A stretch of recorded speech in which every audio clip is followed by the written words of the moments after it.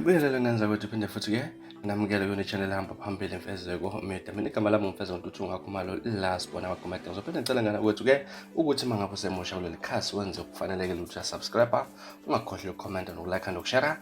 Bese ngilandela inkundleni zokuxhumana ku Facebook Mfezeko la sibona amakomenti, TikTok Mfezeko Media, bese ukuthi Instagram @Mfezeko_162. Ngaza ukuthi ke uShehu Wangqongqo Muzi wayengumsakazi Ukhozi FM ungizwe Mchunu osengu-president of the Bhinqa Nation njengamanje ke ewe lapha na ke kwi-march lapha na ke ukulwisana nabantu bokufika abanganawo amaphepha awukugonyazayo kuba kuleli ke ungizwe Mchunu ke nganza kwethu kulo muzi wakho sembumbulo kubika ukuthi ke uShehu Wangqongqa nane video la kuthiwa ke kufika abantu bezofuna ungizi babachazela ukuthi ake kungizwe emveni kwalokho bese kubonakalela ngabe lapha na kusha imizi ke okanye izindlu wenganza kwethu. Nansi video enganza kwethu ke ekhombisa okusobala kade kwenzeke ngathi ke ushisa ikusha lapha nezindlu zomsakazi okanye lapha wayengumsakazi Ukhozi FM ungizwe Mchunu ongu-president of the Bhinqa Nation. Nansi video enganza kwethu ke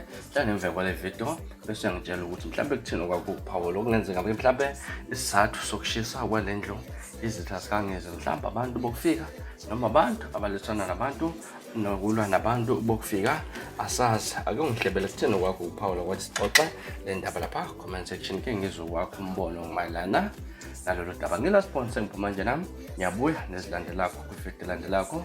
Nibe nesuku olumnandi nisiphathe kahle. Nansi video. Bye bye. Cassius U Music Coingies. Bakufika abantu la bazofuna ungizwe samtshela ukuthi akekho mpaka lokho washo umlilo. Ade ngifonela usinqomo ngakhe uFlot. Na useCape Town. UseCape Town.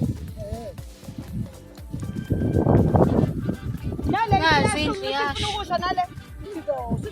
Hayi inke webole kodwa ingasho le yini. Le ngala Isikhona inyanga yodumo uDr Vula uMavula kuvaliwe umzukulu kaGebeza ukhokho Vula kwamhlabelingana ngase